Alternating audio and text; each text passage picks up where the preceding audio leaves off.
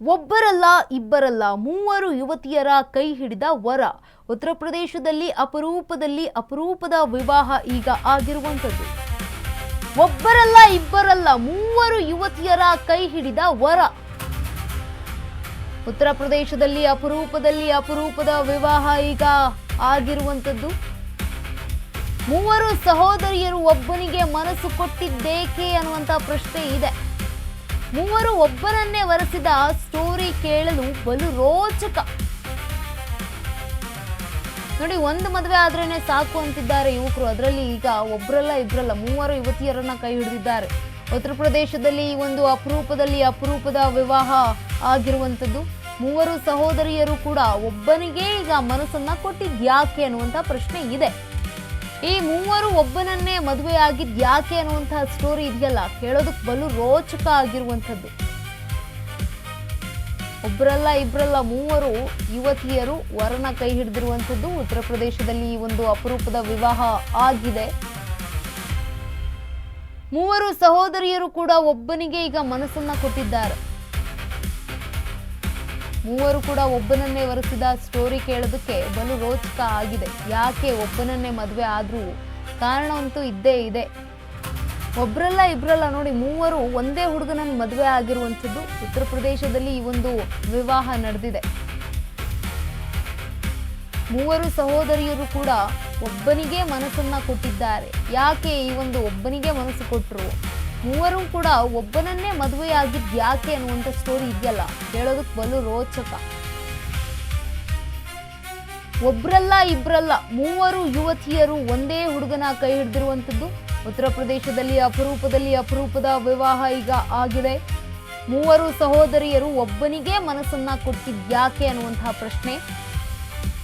ಮೂವರು ಒಬ್ಬನನ್ನೇ ವರಿಸಿದ ಸ್ಟೋರಿ ಕೇಳಲು ಬಲು ರೋಚಕ ಆಗಿದೆ.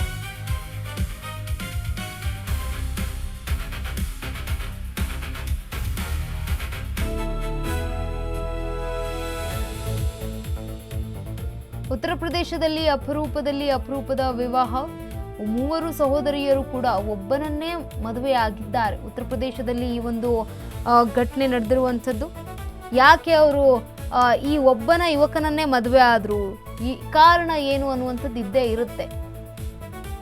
ಮೂವರು ಸಹೋದರಿಯರು ಕೂಡ ಒಬ್ಬನೇ ಯುವಕನನ್ನ ಮದುವೆ ಆಗಿರುವಂಥದ್ದು. ಉತ್ತರ ಪ್ರದೇಶದಲ್ಲಿ ಈ ಒಂದು ಘಟನೆ ಕೂಡ ನಡೆದಿದೆ. ಈ ಮೂವರು ಕೂಡ ಯಾಕೆ ಮದುವೆ ಆದ್ರು ಅನ್ನುವಂತಹ ಪ್ರಶ್ನೆ ಇದೆಯಲ್ಲ, ಆ ಒಂದು ಪ್ರಶ್ನೆಗೆ ಈಗ ಉತ್ತರವನ್ನು ಕೂಡ ಅವರೇ ಕೊಟ್ಟಿದ್ದಾರೆ. ಯಾಕೆ ಆತನನ್ನ ಮದುವೆ ಆಗಿರೋದು ಅನ್ನೋದು ಕೂಡ. ಒಂದೇ ವೇದಿಕೆಯಲ್ಲಿ ಮೂವರು ಸಹೋದರಿಯರನ್ನ ವರಿಸಿದ ಯುವಕ. ಸೋಷಿಯಲ್ ಮೀಡಿಯಾದಲ್ಲಿ ವೈರಲ್ ಆಗ್ತಾ ಇದೆ ವಿವಾಹದ ವಿಡಿಯೋ. ಉತ್ತರ ಪ್ರದೇಶದ ಅಮ್ರೋಹಾ ಜಿಲ್ಲೆಯ ದೇಗುಲದಲ್ಲಿ ನಡೆದ ವಿವಾಹ ಇದು. ಸರೋಜ್, ಸಾವಿತ್ರಿ ಮತ್ತು ಸಂತೋಷ್ಲನ್ನ ಕೈ ಹಿಡಿದ ವರ ವಿಕಾಸ್. ಸೋಷಿಯಲ್ ಮೀಡಿಯಾ ವಿಡಿಯೋಗಳಿಗೆ ಕ್ಯಾಮ್ರಾಮನ್ ಆಗಿದ್ದ ವಿಕಾಸ್.